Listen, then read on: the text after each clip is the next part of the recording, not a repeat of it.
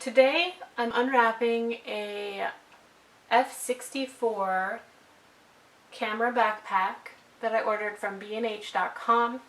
It just arrived. So if you look at the exterior of the pack, there is this extra accessory strap on the outside. I'm just going to open that up.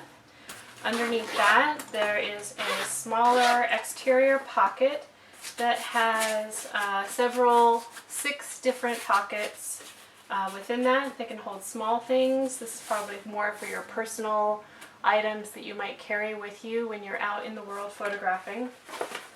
The pocket itself is fairly deep, and from online reviews I've read that people use it to put two 8x10 film holders. So if you're using this camera bag for a 8x10 camera, that might be one option, though you'd probably want to carry more than two with you at a time.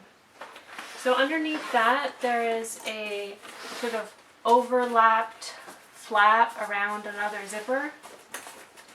I'm just going to open that part up. Okay, so there's two sliding zippers, so you can have them open wherever you like. And here's the interior. On one side we've got three separate zipper pouches. The top one is fairly flat. It's got a heavy mesh to it. I can see through it slightly, but it's fairly strong. But the pocket lays pretty flat. The next one seems like it has a little bit more room to it. There's a little bit of a tuck here, so maybe you could put roll film or some larger accessories like filters in there. And then the next one has even more space inside of the pocket, and there's also another little tuck at the bottom that increases the space inside the pocket. Okay, so it looks like on the other side there's a flap that attaches to the camera or secures to the camera with a little Velcro. It's got a little bit of padding, but it's not firm. It's a soft sort of batting. Pull that open, and here is the camera compartment. Looks like there's lots of different dividers, so you could configure this for lots of different cameras or carry multiple cameras at a time. There's lots of dividers. The smaller dividers are fairly soft. They are typical firm foam inside. But these other ones feel like they have foam and then maybe an interior hard plastic that also adds support. So those are a little bit firmer than the rest of it. So I'm just going to put that back in. And it's a little more difficult to get in than they are out. If you've ever used a camera bag or tried to configure it, you're familiar with that conundrum. Okay, so lots of ways you could configure those little inserts. Now, the ones with the firm interior plastic is the middle bar, these two L's, and then these two end supports. So all the small ones are soft. And it feels like the rest of the camera bag is actually fairly soft. It's not as firm as I might like or prefer. You can see it's kind of squishy, but these ones do provide a pretty solid support. Okay, so if you had a camera in here, you could rely on these to give support if it got crushed, but not so much this top part. Okay, so that's pretty much it for the interior. Okay, so let's look at the rest of it. Zip this back up. Again, you can zip either way you prefer. On the top it's got a neoprene handle. Right. It's somewhat rigid and rotates a little bit as you pick it up. It's actually pretty comfortable. I would feel comfortable carrying that. It's not going to leave a crease in your hand like a, you know, just a fabric strap would. But it doesn't add too much weight because it's pretty light. You can see on the side of the backpack, there's 2 extra film packs on the side. Those remove from the bag using Velcro. There's 2 Velcro tabs on each side of that pack. Okay, so you can see it has these Velcro sides, the open, close. Okay, it's got a pocket on the side of it. You could use that to stow your dark slide while you're shooting, or maybe the next film holder you want to use as you're getting ready. On the other side there is what looks like a belt loop. And then on either side there is a D-ring that you might put a strap on there. So let's look inside. Like the other zippers, it's got the double zipper system. You can open that up. And this foam is fairly soft again. It's firm. I wouldn't regard it as soft. It's actually firm, but it doesn't have that interior plastic lining that makes it like really rigid. So it's still, you know, movable and soft. There's a desiccant strap for the film holder pack, I guess. These are pretty nice. I looked them up online. They're, I think, about $30 to $35 for the pack alone. So that makes it a pretty good deal if you're interested in getting the film packs to just buy the whole backpack system. But it might be kind of expensive if you want more of these film packs to go with the backpack. Okay, so 2 of those are included. But these little rings on the side are pretty cool because you could easily add another strap to those rings, or strap your tripod to the side of the backpack. There's also some D-rings on the top. So this backpack is really designed to allow you to customize it however you want to use it. So that's pretty cool. Let's look at the back of it. I'm just going to pull off this film pack. Second one. I've read some reviews where people say that they are able to put 3 film packs on each side of the backpack. So it looks like on the bottom there's a couple of these strap holders that you can run probably a 1-inch strap through the bottom to, you know, you can strap your tripod or, you know, a backpack, a second bag, or, you know, even a sleeping bag if you were taking this camping or something like that. Okay, so there is a belt that's attached. It's got a very large buckle. It's pretty easy to do the buckle.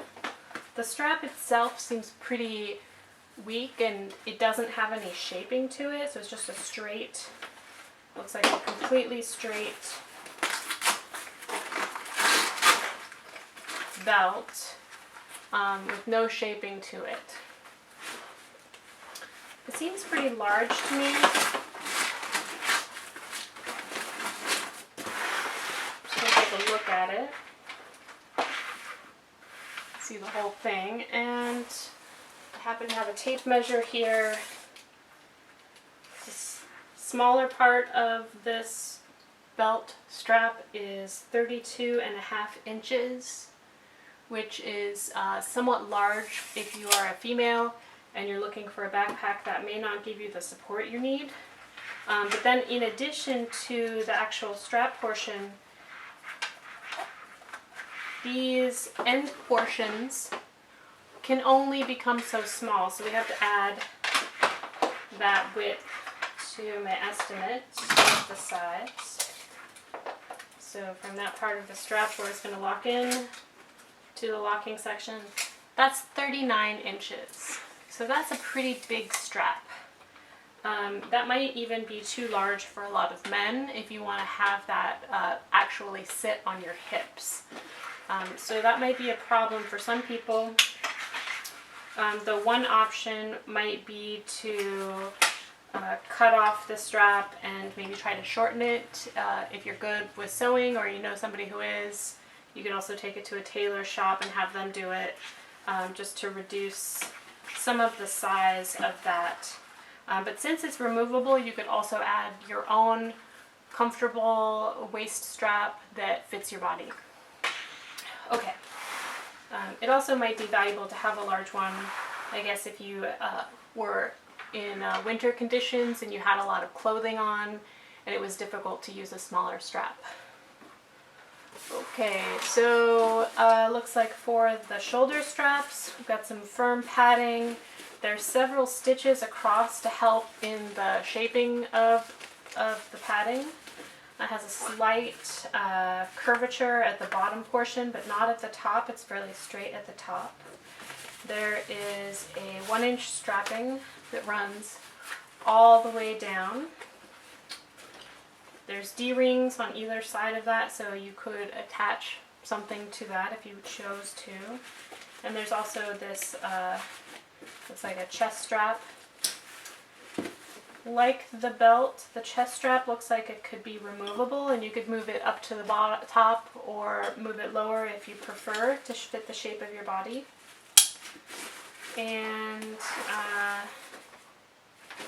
looks like it also attaches to, I'm just going to get a little closer, it attaches to the backpack using this clip, and it comes at an angle from the corner. And there's a clip, you can undo that, and that releases the strap from the bottom part.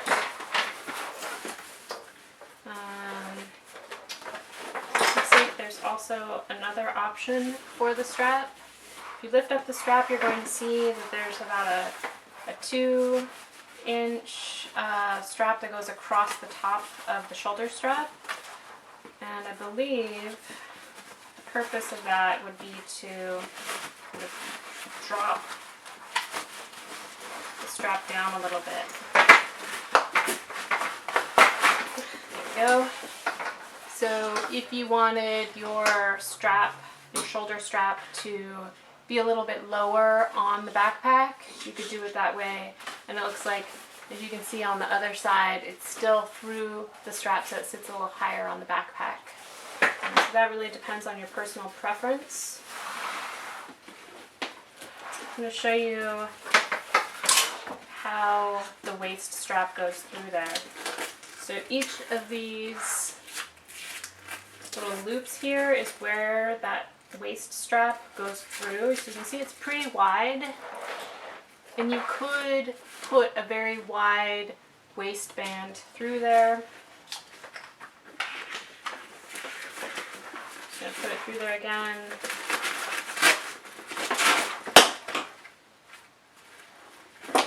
As you put it through there, you will notice that the Velcro on the inside of the strap is clinging to the waist strap. This side of the waist strap is soft, and it's the same type of material that is oftentimes inside of a camera bag where the Velcro sticks to. It's kind of nicely padded, though I doubt that it's going to provide long-term support if all of that weight is just sitting on that Velcro. So I can imagine, you know, this is sitting on your waistband and it's kind of wiggling around.